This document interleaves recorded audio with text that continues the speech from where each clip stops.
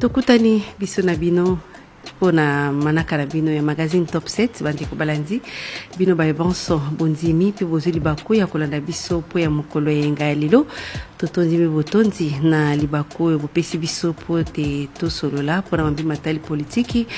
po ya mokolo ya lelo lokola momesano Top 7 ko yambaka pona bino moko ya bai politiki na yende toko manyolaka to pe toko limbolelaka bino na bozindo nyoso yo etambwisaki biso poso mobimba bongo pona poso ye mobimba tokoloba mingi penza bokutani ya mokambi ya kala Joseph Kabila elongo na baeli ngomba FCC ndenge komi lelo regroupement politique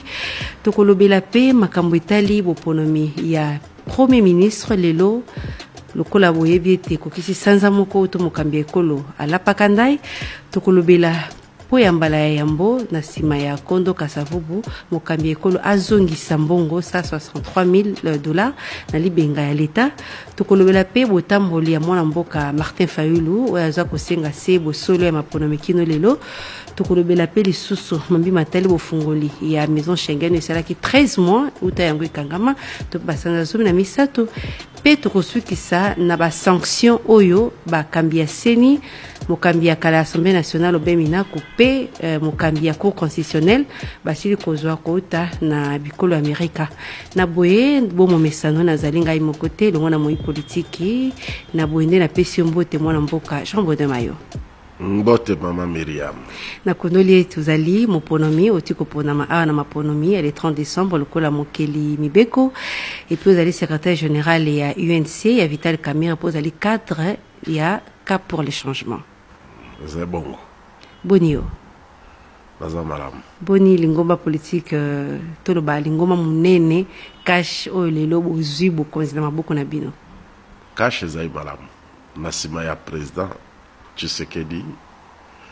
président de la République, Nabiso, Nasima Pe, il y a Vital Kamerhe, Balo Basala, ticket gagnant, au peuple à Ndimi, Pe à Tomboli. Lelo yo peuple à Ndimi, Pe à Tomboli, kasi tomoni mokolo yenga eleki, mokambi ekolo ya kala, akutanaki mukolo ya poso moleki mokambi ekolo ka Joseph Kabila akutanaki na bai politique na ye ba signé ba lobite bango bakotika la loyal donc bakotalela se mokambi na bango Joseph Kabila et puis ba signé le acte d'engagement lelo FCC za lisusu lingomba po ya koelela maponomité komi lingomba munene ya politique ya ekolo na biso eza ko banki sabino te cash te banki sabso pona nini FCC za la kana yangote basi basalaka yango même avant tokenda ba élection yo KFCC kaka mokola poso eleki ezalaka na yango et banque sabso mais pourquoi un regroupement politique ezai droit na bango et puis que tozana mboko yo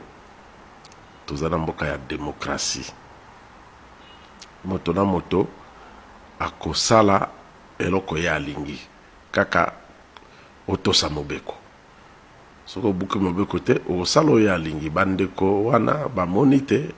bango basangani akati na FCC ezali droit na bango toko pengola bango te bino bai cash boza ko banza peteke lelo INC na UDPS bosala pe regroupement politique pona kotombola makasi na bino parce que surtout bito tia UDPS côté UNC côté eza penza makasi te local yo to mona na FCC bon omoni cash to bimisaka kombo ana ya cash pe yebanaka na moto yonso tout lokola président Félix Tshisekedi ya UDPS na président Vital Kamerhe ya UNC basaganaki bakendaki na ba élection na kombo ya cash élection présidentielle du moins alors nangamo mususu ba ndeko bakendaki na élection na bakombo ebele ba kombo ko pe ba bomba ka mutu moka monaka yango azaite ba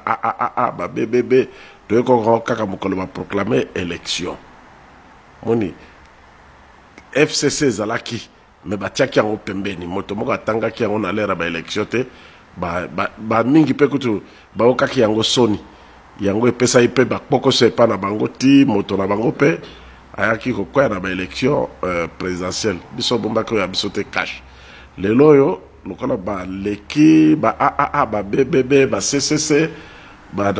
l'équipe no mayele était lelo je crois que na politique pendege mibeko na biso esengeli baye babino bozaye banani mona moto asengeli kolakisa bilembo na même na seni soko za pesa ba dossier il faut pesa ba logo moni alors moto yo azo bomba biloko na ye aza komi lakisa ndenge azali te azali moto aza na soni azali ko se reprocher ba makambo ye moko eloko moko epekisaki te babima te na ba na ba bbb base ezalaki te mais qu'à cela ne tienne de ba stratégie na bango libre pour na bango mais obangisa mutu moko te toko koloba ye que acte bango basali wana et surtout ki sibinote on dirait bino bozalaki ki di ba bango ba lekeli binote. Non maman, je crois que ata na guerre na droit de la guerre bato bayekoli droit de la guerre il faut communiquer les armes même biso ba avocat na prétoire so toza kosamba makambo toza na eloko tobengaka communication ya ba conclusion ya ba pièce il faut combien ezala loyal de loyauté alors politique na biso il faut ekola il faut moto so taye bate moto azoya na lolenge boye komone boye azali boye et toyebi ke ba bomba ki en po ba yebite bilan na bango ezalaki négatif na bilan wana moyen peuple pour na bango liso ezalaki te yango wana ba mi bomba ki na ba recrutement wana siko ba bimisi manzaka siko neti bino boye FCC commune ngoma politique donc bino boza minoritaire na parlement boko sala ndenge nini na minorité wana oti na opposition oyebi ndenge nini kozala minoritaire na parlement et sala ramwa koko so pour la kotambwisa mbula matari to sala ndenge nini na ndenge nini mama parce que lelo configuration ya assemblée nationale ezali na ndenge ke toye batuna bato na ba voix na bango même biso zo benga cash IDPS a la voix na ba député na ye je ne sais pas no yaye certainement que tozali esikamoko ba na ba bbb na ba CCC bango pe balbi bazale sikamoko ba alors bango ba ozala majoritaire soke ezali solo bongo et puis maman na mboko yo ba expérience ezali mingi to ebi makambu ebele na mboko tout récemment kakawa na mikolo et wuti koleka maman omoni ba accord mususu ba faire signer ba tumusu na ba Genève ba acte d'engagement wala to yango tonu koyeba lelo mwana mboka Jean Bonhomme Mayo lelo penza cash ezana bo somi to pe boza penza ko sala musala na ndenge bino bolingi bo sala ou bien ezana makamoko ezo pekisa bino bo sala o boza na ngoposate mama nazala koloba que dernièrement moni bato ba signer saki bango ba engagement na ba Genève kuna mais au monique bato ba signer ba engagement bango bato ba zu pouvoir ko signer na politique eza eloko mususu mais ko tosa yango ti suka ezapeli ka mususu parce que na politique toza ko salela peuple intérêt à peuple nde liboso eza intérêt ya batute donc cash le ko kenda ko zo pe ba député ya FCC katsangam na bango po lobi ko signer ko zoate ezali volonté ya mutu na mutu soki yemoko alobi ke ngai na tiki oyo na keinga mboboye donc a signature en tout cas ngite eza nango garantie penzate bon nous pouvons croire sur parole mais tokotala à l'épreuve du temps tokotala parce que au badaki émission olobi batekali fidèle non fidélité na politique ezali vis-à-vis ya peuple ya mutute ya mutute donc bakoko za fidèle na Joseph Kabila te na mboka na biso tostolongwa babiloko na fidélité au président fondateur et sila kala mais bango ba signé yango ba signé mama tokotala te ba signé donc pona yo moniki ba kotosa yango te na ebite na za nzambe te na bikaka totala moni na bikaka totala ezai malamu mais totala bino peta nini yango ezozangisa lelo mokambi ekolo Félix Antoine ti lelo ti bato ya FCC bango na basali lingoma politique informateur apona makikate nini yango eumisi makambo ti lelo bon ngala za peu président de la République te mais yo moko lobi ke nini yango zotuna nini yango monaki président de la République ya sika na président de la République oyo azalaki bakutanaki ezali pona koluka nzela ndenge ya kotambola engebene na mibeko ya mboka la constitution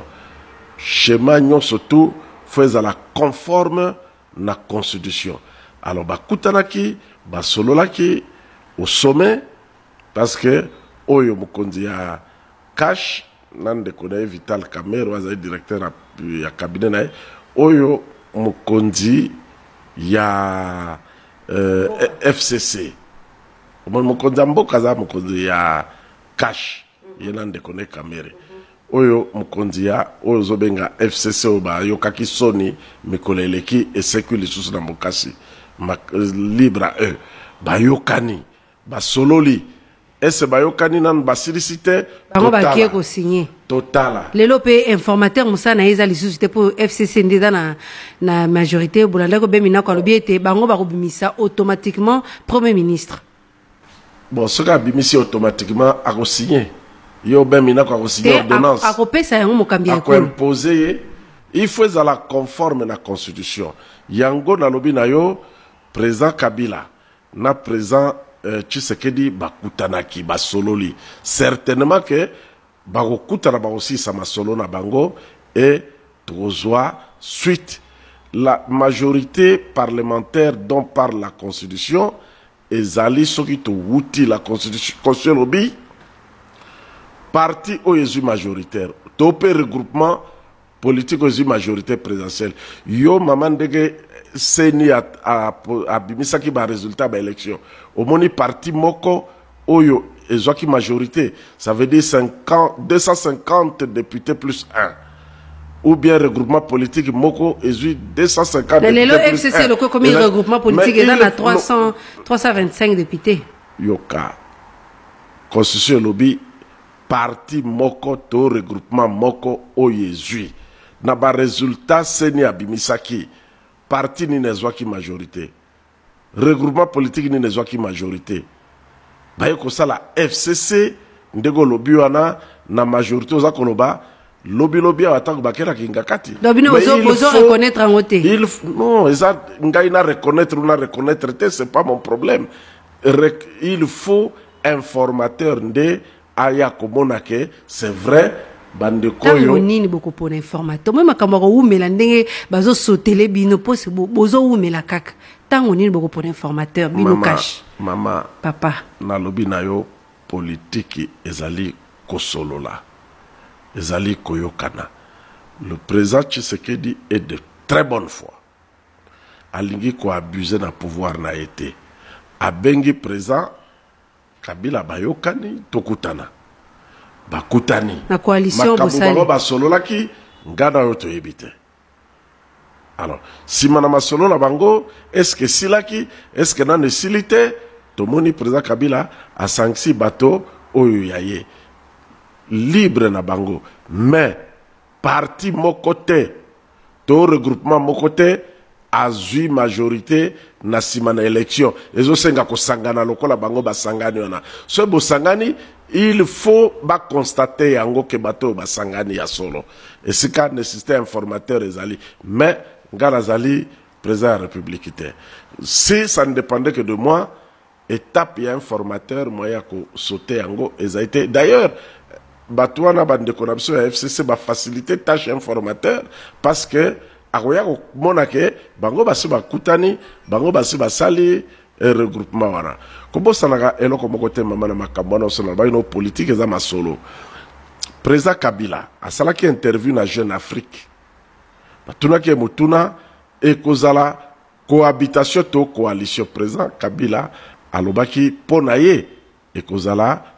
coalition biso mito bandi po mboke kenda liboso esengeli coalition lelo yo coalition to boni ke bango bakoto saka Joseph Kabila na ebite so bakoto saka Félix Tshisekedi Joseph Kabila aza mokonzi ya regroupement na bango Tshisekedi azali président de la République constitution etuni na moto nyonso to atosa président de la République lokola lobby Kabila azalaki président de la République totosaki ye lelo pe Tshisekedi azali président de la République bande ko FCC baboyi koto ça été balobi pete que to pour tous ay fidèle na Joseph Kabila tozanga koto ça président Tshisekedi balobi boyete basengeli koto ça poso koto si président te okoyi na mibeko ndeko Jean Bonama tokutana makambo mibali tolobela nano makambo etali mbula matari ekosale maboni banani bakoyi kozala na kati parce tozoyoka ngambo ya FCC bobenda nezali bino pe na cash il faut bosala IDPCP sa liste INCP sa liste na bango et puis bato pe bautaki pe bikolo bapaya il faut bakota société civile ekosala mana ndenge nini mbula matari e ozana munene ngo ya ndenge nini tokozwaka ba mbula matari ya mineno bie bokoluka nano botia ngo ya mukepo bokasi ata na muke mbuka ekende liboso. Bon mama yambo ngala bandi ke dans to commune sika wana te to commune wana te wana ezali mosala ya premier ministre ezali yambo nanu informateur abima constaté majorité akobima tango nini mais na yebisio masolo ezali mama toza na politique masolo ezali bato nyonso bamonaki président Kabila na président wana tositoleki mpona bakokutana est-ce basisaki te peut-être bakokutana susu mais akoya il faut kosala du solide soki bazwi premier ministre mutaformaka gouvernement yende akotala ndenge nini akosala gouvernement na ye banani bakozala na kati nanu tokomi na niveau wana te comme na niveau wana te tomoni mpe mwana mboka Félix Tshisekedi mokambi ekolo azongisi mbongo na libenga leta $163,000 ntango oyokaki yango esalaki openza bone esengo mingi esalaki ngai nsai mingi mpo banda tozwi indépendance président asalaki yango liboso ezalaka Kasavubu na nzebi na ngai président Kasavubu asalaki yango utaki mission na bani na Ghana aye mbongo etikalaki azongisi na libenga ya leta président Tshisekedi lokola alandi exemple na bandi biso banso tout tosengeli kolanda exemple oyo wana exemple o bazolo bambongo ngo ebimaki nano motango boni toyebite ezongaki motango boni population ebite eyoki kaka 163,000 ebimaki tango boni mama mokonzi ya mboka atape yo n'importe qui atanga i député boso ke mission bapesaka mbongo te bapesaka parce que toyoki ka montao ezongi mais mama oboyi fallait azong ça te yo le kobeta maboko bandiso tuna mituna ebele boye te na tuni mpo yango nezotuna mangana kotuna mutuna bayimboka baza komituna ina yeba bayimboka balingi koyeba éviter ba document eza na banque centrale mutafutaka bato soki motaliki koyeba akende na banque centrale atuna au moins tomoni geste oyo ezalaka lisusu te tobosana ngo kutu en tout cas nakumisi président Félix Tshisekedi na pese longonya mingi et je crois que biso banso na simana il faut tolanda exemple wana c'est une nouvelle gestion de la République makambu échangé wala yini kolobanini soki yo okei mission na ba frais de représentation mission ici avant ozongisi mbongo te bakanga yo so président de la République yemoko déjà sali bongo yo mutu mususu boni ko sala bonite ndeko Jean Bonama yo tolobela pe likita ya bokengi esalemaki na mokambi ekolo pona kosilisa nano kikulu na awa na Kinshasa pe insécurité to bozangi bokengi na monyele ekolo RDC to pe na est mikano na nyonso ezwami parce que depuis mokonzi ya mboka ye azopesa kaka ba projection ndenge babana lopoto na kusala bo ndenge plan wana d'action esalemina bakambi ya mambi matali bokengi ekolo RDC bobanzi que tokolobela sukulu na te puis na est bakoboma lisusu te mama soki balobi bakoboma lisusu mutu te mboka nyonso na mokili oyo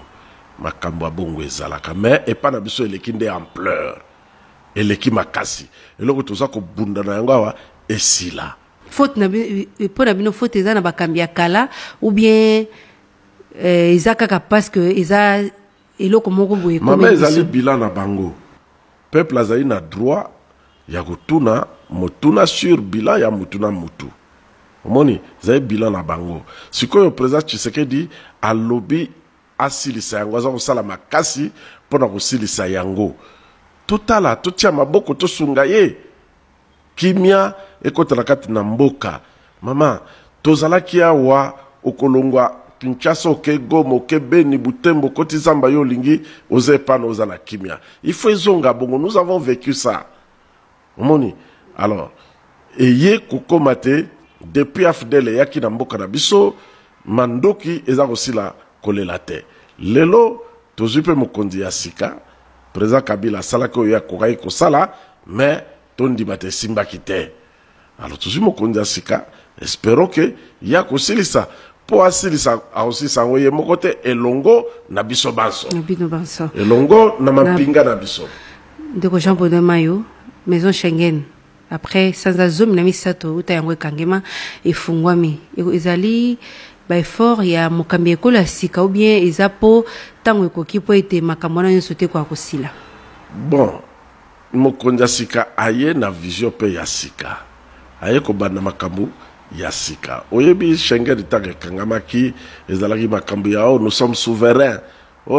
baliye ko kamutu alo balika tozana mokilo yo ezala likambu moko te o sala ngona mboka na yo kaka yo moko sans que bato ba commenter sans que bato ba loba so eza malamu ba robetelo maboko so eza mabe ba kolola yo. Alors lelo président ya république asikaye akuti maison Schengen ya okangama mama ngala salaka question oral avec débat na ministre Cheu Kitundu pour la likambwana mais oyebi kaka majorité wana comme yo eza bosala ngona commission nana souffrir na makamba Schengen eza peuple eza ba kondité eza peuple parce que bamsu bakendaka espace Schengen pour na makamba classe ba recherche bamsu bakendaka pour na maladie ba réseau ebele mais tala 13 mois mobimba. Donc ezalaki pona lolendo ou bien lolendo mamanga ya mbula matako eleki. Na lobi ezalaki pona lolendo ko boya koyoka baninga. Ezalaki pona lolendo. Soki bino bozo tamisa makambo na bino malamu te po nini bato baloba te. Po nini bato baloba te. E yaki pona nini? Parce que Belgique akataki aide na ye na coopération na ye akataki yango awa bosiliki eye kokoma na makambo ya Schengen soko sala évaluation malamu mama ya likambo na obona ke biso bato to subir perte makasi ba peuple congolais ba souffrir koleka na makambo oyo wana. Alors président sikaye alobi non d'abord intérêt à peuple lokola ndenge na IDPS babaka le peuple d'abord alongoli ba makambo na ba considération ba souveraineté o nini lingolo bate soki bas critiquer aux sous souveraineté aux hommes souverains le peuple a bêti ma boko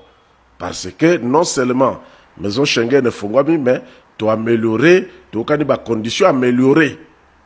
ko zanga ko tel misabato ko yesa bato mbala na mbala il faut pe bandeko ba respecter peuple congolais bangope bandimi et vous les peuples essaient de 7 jours sur 7 mais maman pepo wana tango yaka tozo zwambongo RVA aza okotsa misolo na kesi na etanga zo yamba ba pepo ezali kokoya tozo luka mbongo te pour sala misala na mboko oyo ezali malamu ngala za parmi bato babeteli président Tshisekedi maboko ona makambo tele bofungola miandako ya Schengen betele maboko ndeko Jean Bonhomme Mayo oza komona moninga na bino oyo bobundaki etumba na opposition Martin Fayulu aza kotambola pona kosenga bosolo ya maponomi tango oza komona ebongo ozomona aza na raison to aza na raison te ya ko luka bosembo ya maponomi mama soki ndeko na ngai olobi malamu ndeko na ngai effectivement ndeko na ngai Martin Fayulu ayebaki bongo fallait que na justice te moto moko atindaki ete akende na cour constitutionnelle na 2011 tango ba proclamé président Joseph Kabila comme élu président Vital Kamerhe akende na cour constitutionnelle la cour suprême de justice faisant office à cour constitutionnelle président Etienne Tshisekedi alobi ngara okende na ba cour wana teza na tina teza mama kamunu ya Kabila wana ngara okenda te omoni ye aboyi kwenda Martin akwai koboya kokende na cour constitutionnelle mais ye andimi ake na cour constitutionnelle dans une démocratie ce qui cour ekati batosaka ata soki elobi bosolo te bakitaka soki oza na possibilité ya bappel osali mpo na ye alobi ete cour wana mundele ekata malamu te mpo ye nde moto azwaki maponi ezali cour na biso ekati bongo. D'ailleurs mama nakoki koloba na yo lokola avocat cour amotivaka are wana na ndenge ya kitoko na betela cour maboko parce que ezalaki na ba raison pour na cour aloba requête wana irrecevable mais cour andimi affaire moko mutokoti ba requête mibale na affaire moko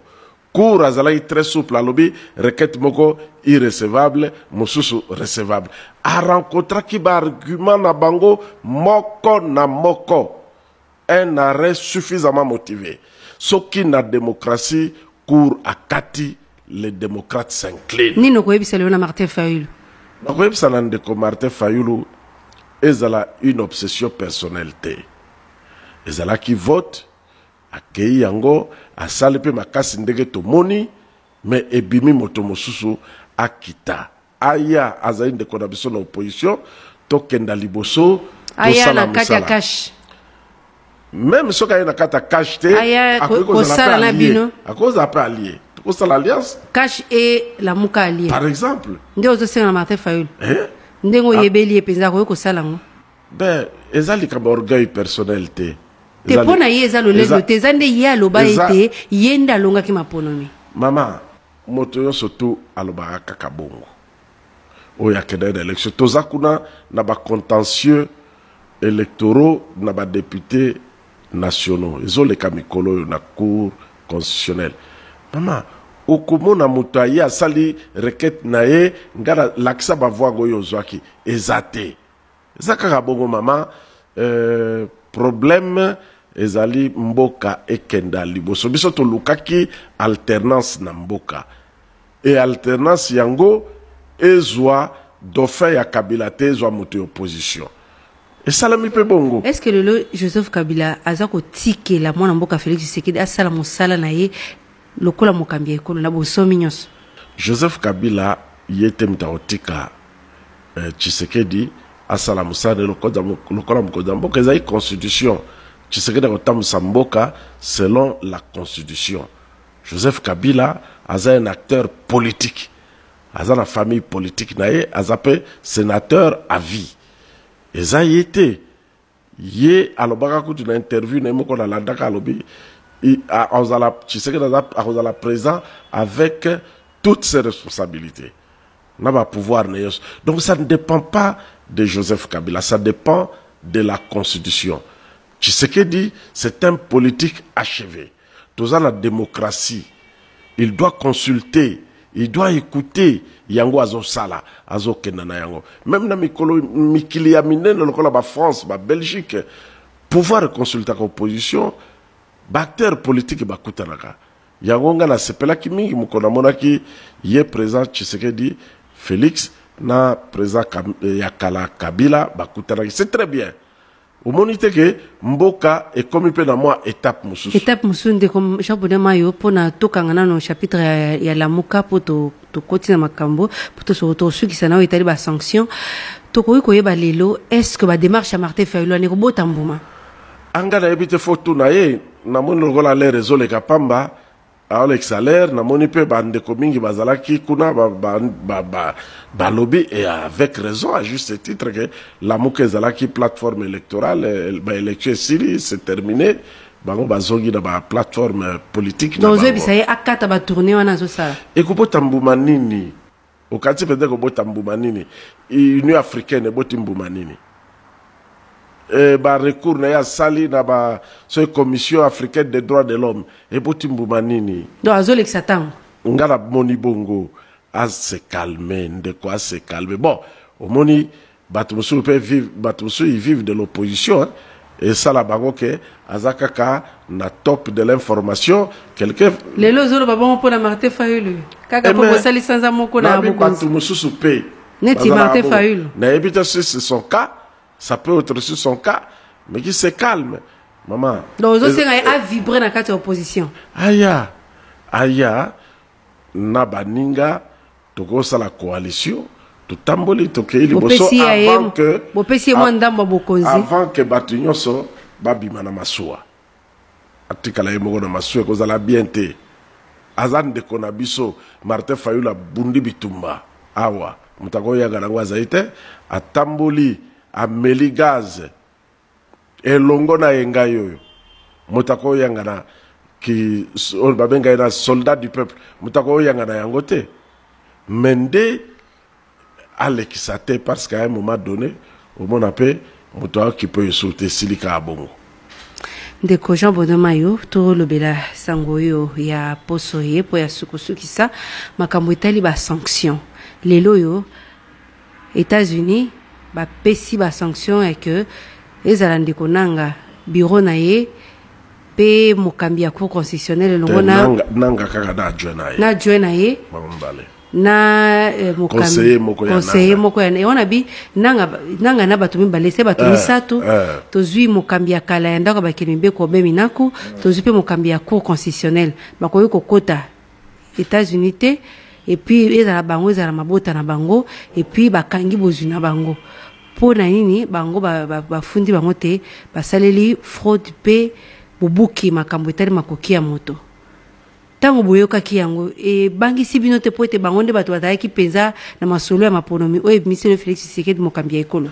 e bangi sinango bisote e bangi si bisote États-Unis c'est un état souverain bakati na ndenge na bango bapexi bango ko vivre na RDCT bapexi bango pe ko kende na bamboka musute sauf na États-Unis d'Amérique mboka na bango il faut epesa biso pe mayele to komi na tango yo ndenge démocratie na biso zo kende etunite to tiape mwa bosolo mingi zo tuna bongo to tia mwa bosolo mingi po to éviter ba makambo motindo wana bosolo na niveau nini donc pour na yo nangambo seni pe cour constitutionnelle bosolo ezalaki penza te bon na éviter mais totia kaka na souhaité ngai naza ko condamner mutu tel te je ne juge pas na ligi ka koloba en des termes généraux totia moi bosolo na biloko makambo tozai ko sala totikaka makambo ya ko bendaka basinga pona côté na biso mais attaque bongo et que ba lobi ba pesi bango sanction mais ba reconnaître bokonzi ya Félix Tshisekedi ezate ke balobi makambo mbale bino bo sanctionner pona makambo etali démocratie pe élection nga mususu bondimi mokonzi yango o batona babimisi élection ezalaka présidentielle te élection ezalaka pe législative nationale pe provinciale élection ezalaki mingi alors nga na ebite na okota na dossier na mingi te po nazo maîtriser ba donner bango bazana yango te bazana ba donner yanga na lobi to salela ka bosolo pour to éviter ba makamba bongo et comme la biso ko mona même moi si mama fanne na ndaku azo lambela o biloko ayoko ko ya na sanction alors ka sale loko ta ebelo kote bana moni bible lobate mabe na bino e ko futa ma même tina ba génération ko ya yango na bito salela bosolo pour na éviter ba makambo motindo wana mokili c'est un tout ko kantate ka wangala za gang eloko boko salemela ngai za kasi bangonde ba salima ponomi lelo ndeko ja boza mona ngi opesa nga penza yano na bosolo tango bino cash wanda osala campagne boyeba ki penza ki bino nde bokoleka oui po ite bino nyonso bana koloba modèle zo salema ezande ko shadak moto est-ce bo milenge po baso ndenge bo milenge la kite po na bozo mukumba wana ya kozala na moto ya ko vérité to so lo bana to pesa na vérité ngala lo bato lo bana bosolo shadari soko tali malamu bande ko nemo ko bayanga daki soko tali babilembo ya batno opposition lokola ngana moamba okobona elongi ya Tshisekedi na ba pano na ngai ezala clair shadari bate pelé yanga mona balinga même ko tanga comme na été ba wanga daki ya on pesa une assurance que bino ne bozwa mais maman tala nanu UDPS ba Congo et votaka UDPS uta papa Etienne Kinshasa votaka UDPS. Donc tokange ke Kasai bokendaki po boyebaki ke bokolonga et puis bobongama ki pona bozala lelo na esika bozala. Tozalaki ba parti ya mikete tango toke na Genève to monike makambo salamaki ezalaki malamu te. Tuti tolo tobi biso bibale tokokende pe tokolonga tokepe tolonga ndeko jabone mayo po ya kosukisa na moni olandaki mvula oyo ebeti na Ingoma Kinshasa lisusu bato bakufi banzela ebebi nini peza politique ni bino cash bokotia po que so mbula ebeti lelo yo to reconnaître même si ezala partout dans le monde mais ezala ka habituellement te ba mesure ni pona kotonga banzela ba ndenge ya kotonga mapango pona kokima makama. Maman, l'État est koufi kalamingi, l'État est koufi kalamingi, et comme mutu, arosala oyoye alingi. L'État peut arotala na miso, arosala komogote. Parfois même, ba kondio yo bazako incarner l'État, bazako sala ba makambo oye logo ba mite. Bazobe bazalaki. Okomona bazalaki ko sala po bazali soute. Le gouvernement n'a pas été chibala présenté des missions de ba des gens surtout au bazalaki bazaka kabake dans nos maman. Ah oui oui. Eh bien go. Alors, okomona esika balobi eza esika yabanda kwase. Motoyer na mbogo da wuti ko zone sait comment a élevé ba étage nae. Ati yango mais eko drainer mbula boni abuki même ba caniveau ou yegoleka po atiaka ba matériaux de construction na ye batumbule mais l'état biso to kozongisa l'état likambo ya liboso mama ezali kozongisa l'état. La force doit demeurer à la loi et la loi doit être la même pour tout le monde. Soki boyete to banda koyeba kaka ba makambo tindo boy ba moto akozana mbongo koleka l'état. Alors tant que tu as un nambuka motindo boye ba calamité et kobanda koya kakaka mbula mutu muka ko peksa mbula azaite et konoka c'est vrai zaki mbula ya makasi na mopepe makasi mais tozo ka disposition malamu totonga banzela na ndege segel batama yele bazali na mboko ba ibi makaba banzela ndega otonga do bino bozo ba chinois te mais ba chinois pa mayele bazali na Congo Brazzaville awa ba chinois pe bato batongi mingi na ba Tanzanie ba chinois batongi Kinshasa batongi malamu te chinois kosala makambo ndenge biso to tuni asala soki tolobi nzela oyo tolingi osala na motindo boye po eumela 15 ans eza loka o basali ya chinois kosala banzela na biso eumelaka eza ndenge balobaka na ba kinois balobaka banzela usage unique. Non, tout ça la banzela usage unique. Pourquoi tout ça banzela usage unique? Parce que COP est qui, commission est qui. Toti kambongo e bimi po esa lanzela Toti kamakambo ya ba COP. Eza ko pesa biso passe. Au monita ko libulu ane e bukani kuna na route de Matadi. Ozomo na kushi ya nzela eza muke. Ozomo. Alors, et bimisi c'est que les nyonso na sewana. Mais peu exagéré, il est vrai que les appellent calamité naturelle et mais biso peto zo ba disposition na biso en tant que bateau o ba koti na bokambi ya mboka sika par exemple en tant que bateau yo baza au service ya peuple. Le peuple d'abord. Comme IDP Solobaka. Il faut mbongo soke bimi pona kotonga nzela zali $100 et bima $100 pona nzela yo kamata $15 botongi nzela allez 85 bokaboli totika biloko na ndeko jabo de mayo liloba na suka po kosukisa magazine top 7 ya mokolo yenga lilo liloba nanga ya suka ezali d'abord nkolo lobaki na bandela émission ngape na uti ko ponama na profiter na pesa bande konanga ibana ya mwamba mbote pe merci mingi na pesa bango lisusu bana Congo mobimba merci pona alternance oyo esalami na mboka oyo tozala na kati ba parti politique na biso ndenge tozali pe na ba société civile ba organisation société civile mais alors tozala bolingo ya mboka tosalela mboka totika course effréné wana na enrichissement illicite motuto alingazala na immeuble mututo alinga totika biloko wana totonga ba université totonga ba usine na kata mboka oyo tala ndeko na ngai Matata Ponyo ancien premier ministre asali université monene na Kindu ndeko Jean Bolemayo initiative ya bongo pona kotombola mboka na Congo soki ezalaki ya kobandela nini tosengeli kobandela po tokoma na babobenda niyo toza komona lelo te ngala mitunaka pona nini congolais soki aza kosala na étranger baza kokumisa ye aza kosala biloko ya minene ba savant ba professeur na ba université ba ingénieur tina naza ba congolais bazali mais soki komi na mpoka na ye ebonga te pona nini eza problème ya encadrement politique eza culture ambiante oyo ezali na kati na mboka na biso bokoki koforme ba universitaire lokola ndenge baza koforme bana na biso lelo na ba université te presque à l'abandon. Il manque de tout.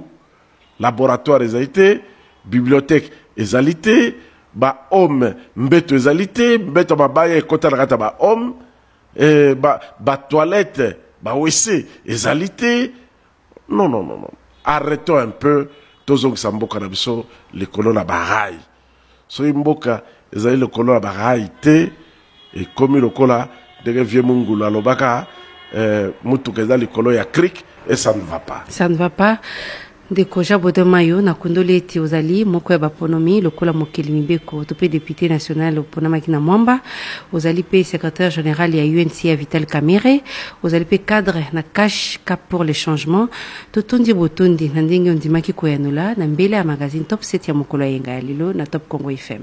Merci mamanga pe na tondi yo mingi. Bandeko balandi awande to sukisi linaka ya magazine top 7 ya mokolo yenga ya lelo na kondoli ete na yambaki Jean Bolemayo moko bakeli ko pe secrétaire général ya UNC moko ya bai cadre ya cash na ende to lobela kinyoso etambusaki biso poso mobimba na nzela masini pe na nzela ya bilili na songa makina didi pintika boko bakolanda biso nde mokolo yenga ezali koya tokozana mo politique mususu botika